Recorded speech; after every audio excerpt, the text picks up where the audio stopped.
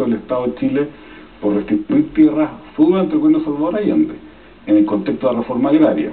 Ahora, discutir si se hizo bien o mal, porque ahí yo creo que se generaban expectativas y se generaban asentamientos en forma bastante irresponsable también, y que después vino toda una fuerza de vuelta para tratar de dividir a las comunidades y hacer a los mapuches propietarios individuales. Después vienen las forestales, y efectivamente uno ve que el pueblo mapuche es un pueblo sacudido por los eventos de la historia, o sea, no es dueño de su historia, sino que lo sacude los vaivenes políticos del país y los vaivenes económicos también del país. Yo diría, efectivamente, el tema forestal, si bien hoy día está bastante más ordenado, en un principio fue llegar y llevar, y gran parte, o sea, no gran parte, pero parte importante quizás de los problemas económicos que hoy día se viven es por la mala convivencia que hay entre las comunidades y las empresas forestales, además del Estado de Chile. Entonces, se suman muchas capas de conflicto. Pero comparte lo que dice Luis, de que efectivamente además a las empresas forestales se le entregó de una manera al menos poco clara o irregular ese 90% de los terrenos.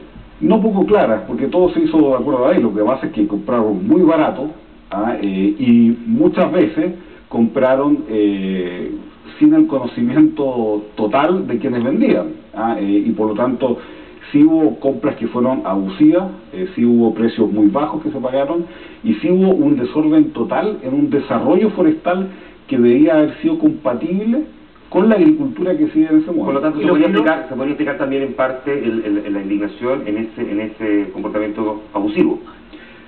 Exacto, y además porque es un tema, hay mucha inversión en la Araucanía, hay mucha plata por parte de las empresas forestales, y las comunidades ven que se talan y talan árboles, y nada, ¿qué hay?